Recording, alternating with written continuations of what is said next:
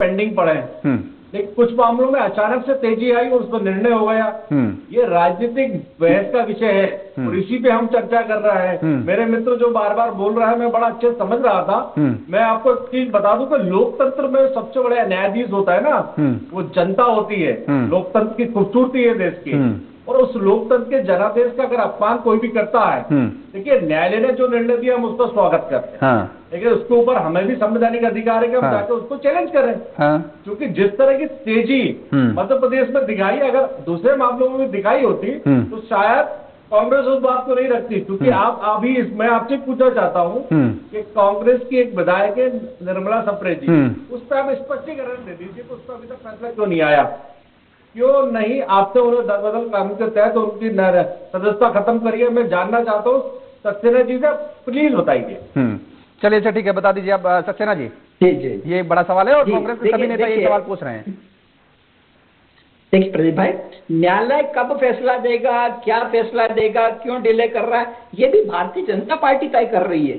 कुछ तो सोच समझ के बोलिए साहब, कुछ तो अपने मानसिक स्तर का उपयोग करिए कि न्यायालय भी भारतीय जनता पार्टी के कहने से चल रहा है। न्यायालय क्या फैसला देगा, क्या नहीं देगा, कब देगा, ये भाजपा तय करेगी क्या? विधानसभा जो अध्यक्ष है, बात पूरी आने दीजिए, उसके बाद आप बात रख लीजिएगा।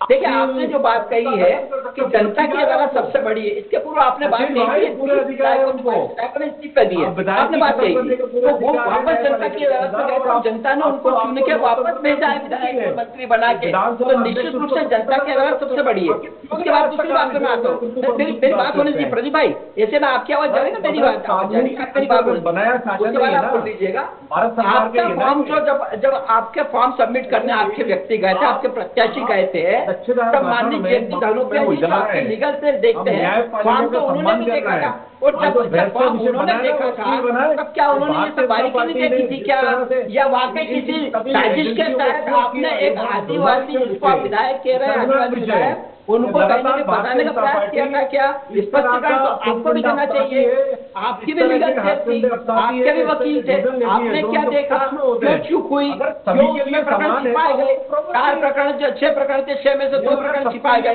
क्या आवश्यकता थी, क्यों आपने हिडन से रखा जनता से, क्यों आपने संगठन से हिडन रखा? आप कहीं ना कहीं उनको भी उसमें शामिल करना चाहते थे, उनकी विधायकी को दाव पे लगाना चाहते थे, एक स्पष्टीकरण इस पे भी आपका होना आवश्यक है। ऐसा विषय नहीं है, मैं आपका सम्मान कर रहा हूँ, आप मेरे उस सवाल का जवाब दीजिए। निर्मल सप्रे जी वाला जो सवाल है उसका जवाब किसने दीजिए? बिल्कुल मैंने प्रवीण जी वो तो उन्होंने जवाब दिया, वो कह रहे हैं सचिन जी आ रहे हैं। सचिन जी ने कहा कि ये अदालत का मामला है, इसमें बीजेपी कैसे हस्तक्षेप कर सकती है, बीजेपी जवाब क्या दे सकती है? देखिए जो दल बदल कानून बना है, हाँ, उसमें विधानसभा अध्यक्ष जी को पूरा अधिकार है। आप मुझे बताइए कि भारतीय जनता पार्टी ने आज तक उस पर क्या एक्शन लिया? आप उपचुनाव करवा सकते हैं ना मध्य प्रदेश में, आप करिए चुनाव आयोग से मांग, उन्होंने करी क्या आज तक? नहीं, अगर अरे जब मामला कोर्ट में विचाराधीन तो हम कैसे उसको निर्णय लेंगे? मतलब भारतीय जनता पार्टी से कोर्ट नहीं चलता साहब, कोर्ट कचहरी का मामला मैं जितना समझ पाता हूँ बराबर होना चाहिए। प्रवीण जी, कोर्ट कचहरी का जितना मामला मैं समझ पा रहा हूँ, मैं बहुत ज्यादा तो समझदार नहीं हूँ, लेकिन जितना जानता हूँ, सबसे मेन काम जो होता है वो पैरवी के आधार पर होता है, जितना मैं समझ पा रहा हूँ। इसका मतलब आपकी पैरवी कमजोर पड़ रही है? देखिए नहीं, एक को सजा और दूसरे को मजा। हाँ, मुझे लगता है ये अन्याय है, और इस अन्याय के खिलाफ कांग्रेस पार्टी जाएगी, हमें जहां भी जाना पड़े, क्योंकि एक को सजा मिली है और एक को मजा मिल रहा है, तो उसके लिए हम न्याय के लिए हम जाएंगे ना। चुनिंदा न्याय, ये अन्याय है। ये कानून का तराजू सबके लिए बराबर होना चाहिए, मेरा ऐसा मानना। कानून का तराजू सबके लिए बराबर होना चाहिए, ठीक बात है। अभी आपने कहा कि उपचुनाव होना चाहिए, उपचुनाव अगर ये निर्णय लिया जाता, क्योंकि कानूनी पहलू को भी सचिन जी ने समझाने की कोशिश की है कि ये अधिकार होता है और वो ऐसा कर सकता है न्यायालय, तो न्यायालय ने अपना फैसला सुना दिया, आप सुप्रीम कोर्ट जाइए। अगर उपचुनाव की आप बात कर रहे हैं तो उपचुनाव कराने में कितना समय खराब होगा, फिर जनता के पैसे की कितनी बर्बादी होगी, ये भी सब तो देखना पड़ेगा। सारे पहलुओं को नजरअंदाज नहीं किया जा सकता ना, केवल एक पहलू को देख करके हम कि भाई फिर से चुनाव करा दिया जाए और उपचुनाव में जो प्रत्याशी जिसका जीतेगा वो विधायक बनेगा, केवल इतना ही संभव नहीं है कहना आसान। योगेश जी, जो जनादेश जो जनता ने उनको चुना है, उनके मूलभूत काम भी होना है, वो सीट के ऊपर विकास भी होना है, तो विकास के लिए जो पैमाने अपनाने जाने चाहिए वो अपनाना चाहिए।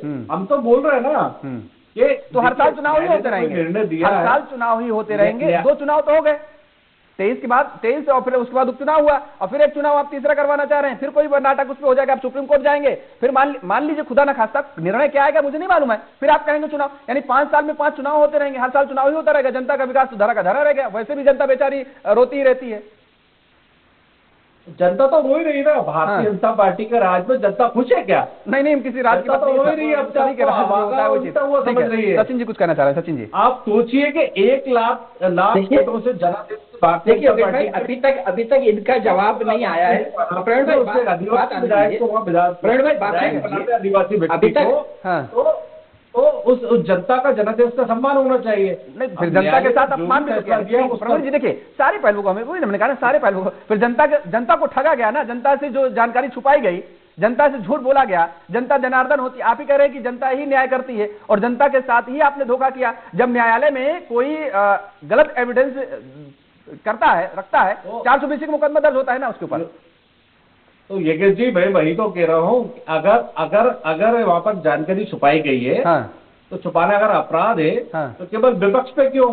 और मैं आपको फिर कह रहा हूँ कि दूध का दूध पानी का पानी अब अदालत में होगा। अब लोग उच्च अदालत में जा ही रहे हैं। ठीक है, मेरी बात आ जाए। ठीक है, आपको जाना चाहिए और स्वागत भी करेगी बीजेपी, स्वागत करना भी चाहिए और कर रहे हैं। सचिन जी आप अपनी बात रखिए। नहीं, हम कोई स्वागत नहीं कर रहे हैं, ऐसे कृत्य का कोई स्वागत नहीं करता है जो जनता से अपनी जानकारी छिपा रहे हैं, जो कहीं ना कहीं न्यायालय को धोखे में रख रहे हैं, चुनाव आयोग को धोखे में रख रहे हैं और इस प्रकार के कुकृत्य कर रहे हैं, इनका हम बिल्कुल स्वागत नहीं करते। हम स्वागत कर रहे हैं न्यायालय के